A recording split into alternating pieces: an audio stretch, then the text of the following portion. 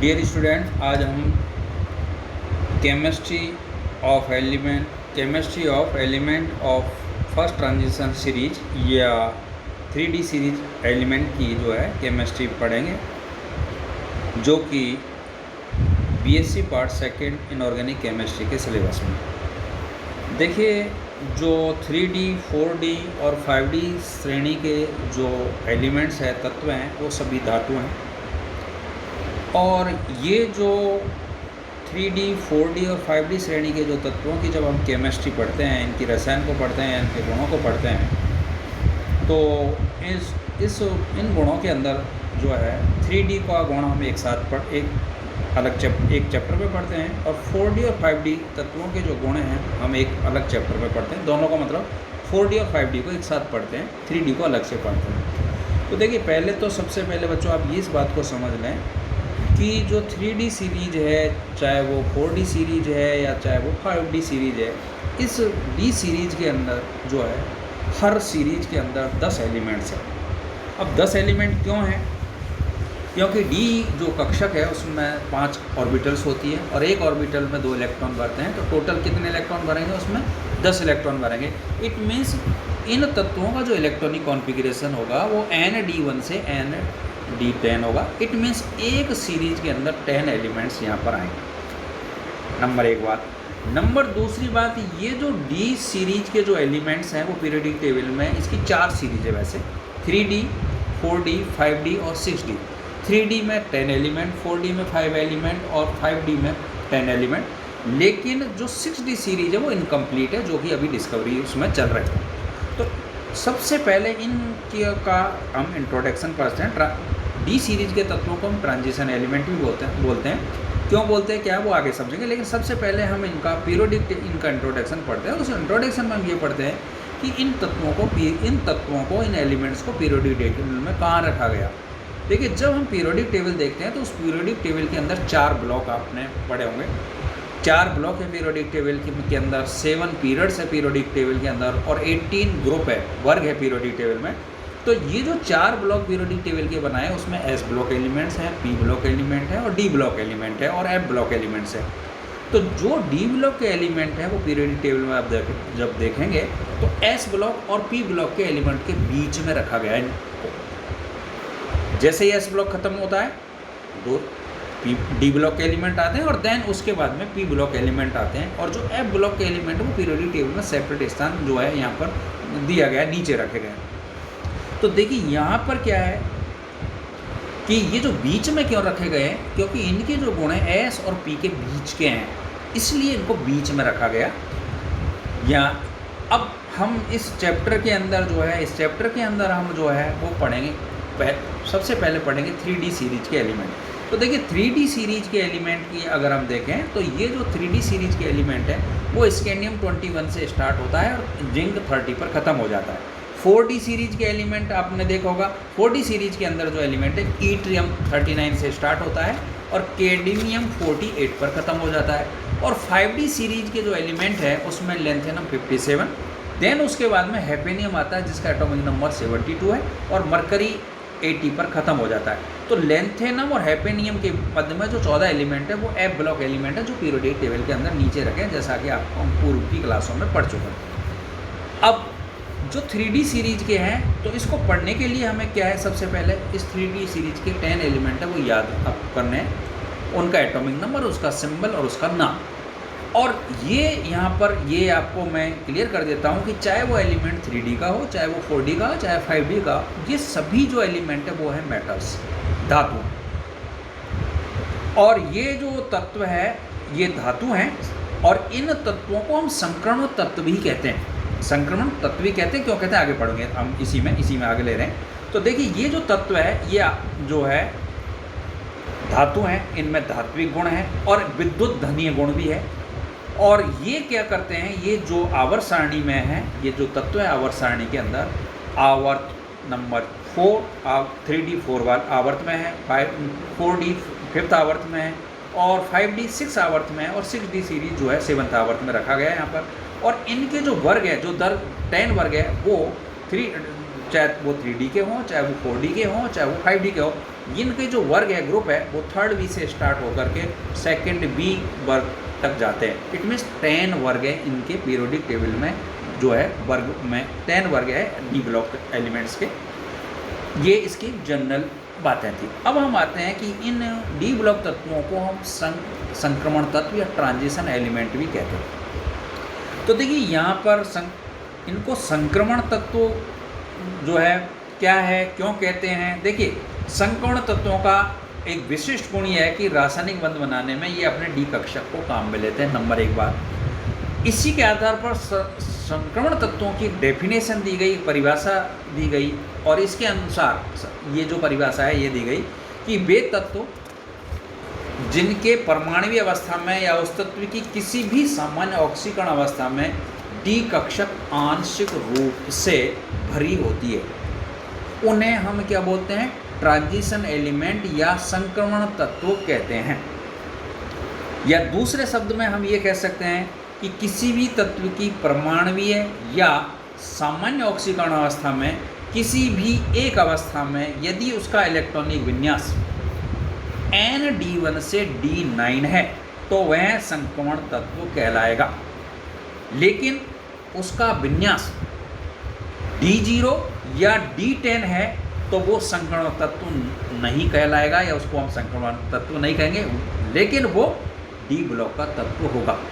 या इसका कंक्लूजन ये है कि वे डी ब्लॉक के तत्व जिनमें डी कक्षक पार्शियल आंशिक रूप से भरी होती है उन्हें हम संक्रमण तत्व कहते हैं। लेकिन D10 कॉन्फ़िगरेशन है, D0 कॉन्फ़िगरेशन है, वो डी ब्लॉक के तत्व तो हैं लेकिन संक्रमण तत्व नहीं है। अब देखिए जो एस ब्लॉक के तत्व है उनमें D0 विन्यास होता है, और जो पी ब्लॉक के जो और कुछ तत्व डी ब्लॉक के ऐसे हैं जिन्हें वो एस ब्लॉक के तत्व जिनमें D0 विन्यास है तो वो जो है जो है संक्रमण तत्व नहीं है। कुछ डी ब्लॉक के तत्व ऐसे हैं जैसे जिंक है, कैडमियम है, मरकरी है, इनमें D10 कॉन्फ़िगरेशन होता है। D10 कॉन्फ़िगरेशन है इसलिए डी ब्लॉक के एलिमेंट्स तो हैं लेकिन ट्रांजिशन एलिमेंट नहीं है। इसी प्रकार से अगर हम कॉपर, सिल्वर और Au को देखें तो इनमें N-1 D10 और NS1 विन्यास है, इसलिए ये भी संक्रमण तत्व नहीं है।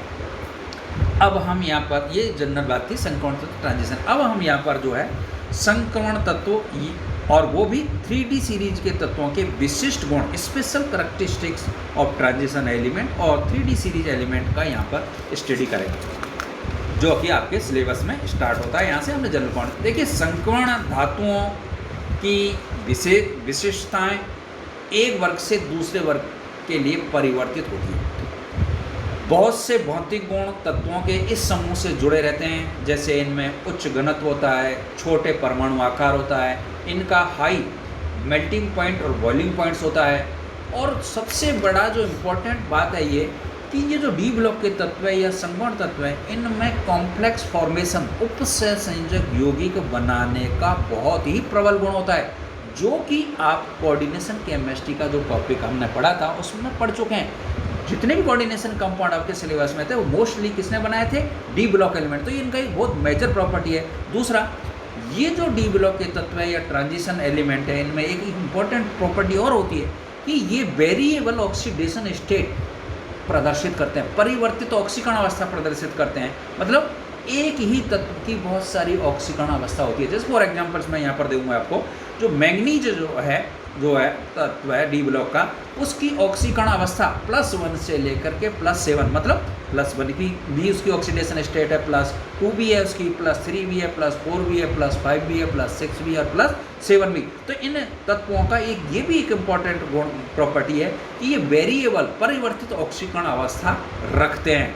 और यहाँ पर नेक्स्ट जो इम्पोर्टेंट हो, ये जो ये धातु हैं, डी ब्लॉक के धातु या ट्रांजिशन मेटल है, ये कलर प्रॉपर्टी रखते हैं, मतलब ये कलर रंगीन गुण रखते हैं। तो ये भी इसका एक जो है इम्पॉर्टेंट पार्ट है, गुण है, जो हम कॉम्प्लेक्स केमिस्ट्री जब हमने पढ़े थे तो उसमें कॉम्प्लेक्स की कलर प्रॉपर्टी देखी। लेकिन यहाँ पर हम जो है वो उस धातु या डी ब्लॉक का तत्व है या ट्रांजिशन मेटल है उसकी हम कलर प्रॉपर्टी देंगे, वो भी एक कलर प्रॉपर्टी रखते हैं। तो ये बहुत सारे स्पेशल करैक्टरिस्टिक हैं।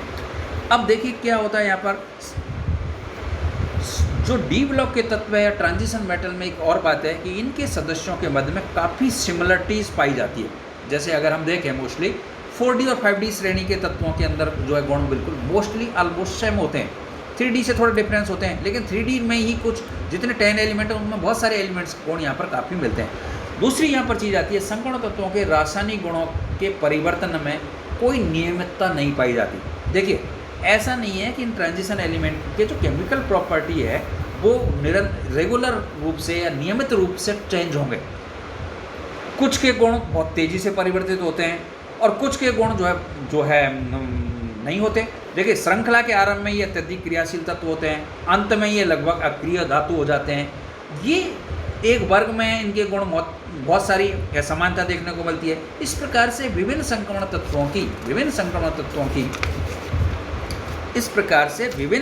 तत्वों की श्रृंखला में आरंभ में आने वाले वर्गों में कम और अंत में आने वाले वर्गों में अधिक देखने को मिलती है भिन्नताएं।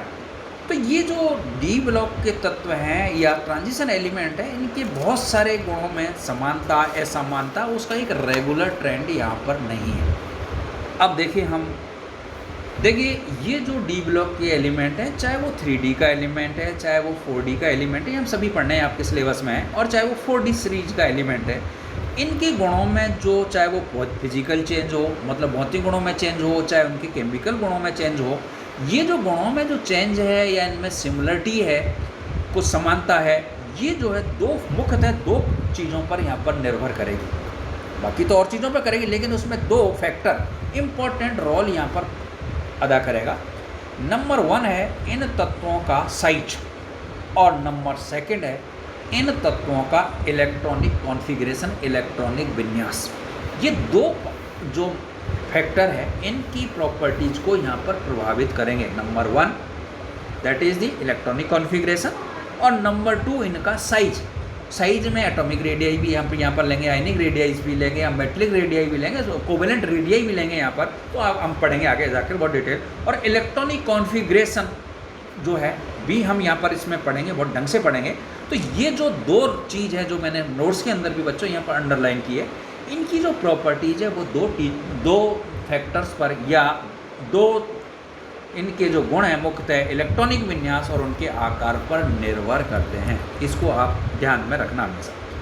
अब देखिए, हम यहाँ पर सबसे पहले 3D सीरीज के एलिमेंट्स लेंगे, डी ब्लॉक तत्व लेंगे या ट्रांजिशन एलिमेंट लेंगे, तो इन तत्वों के बहुत सारे गुण हम यहाँ पर 1 बाय 1 करके यहाँ पर डिस्कस करेंगे डिटेल से। जैसे इन तत्वों के 3D सीरीज के तत्वों के या 3D सीरीज के ट्रांजिशन मेटल के इलेक्ट्रॉनिक कॉन्फ़िगरेशंस, इनकी ऑक्सीडेशन स्टेट, इनकी रेडियाई, इनकी डेंसिटीज, इनके मेल्टिंग पॉइंट, बॉइलिंग पॉइंट, इनकी इलेक्ट्रोनेगेटिविटी, विद्युत ऋणता, इनकी हार्डनेस, सॉफ्टनेस, कठोरता, मृदुता, इनके आयनाइजेशन एनर्जी, आयनाइजेशन पोटेंशियल, इनमें मैग्नेटिक प्रॉपर्टीज, ये भी एक इम्पॉर्टेंट चीज़ है यहाँ पर। एक इनमें मैग्नेटिक प्रॉपर्टी चुंबकीय गुण है या नहीं, इनमें कलर प्रॉपर्टी है या नहीं, है तो क्यों है, इनमें इनकी संकुल बनाने की, कॉम्प्लेक्स फॉर्मेशन की प्रॉपर्टीज जो हमने बहुत डिटेल से पढ़ी है, इनमें कैटालाइटिक प्रॉपर्टीज,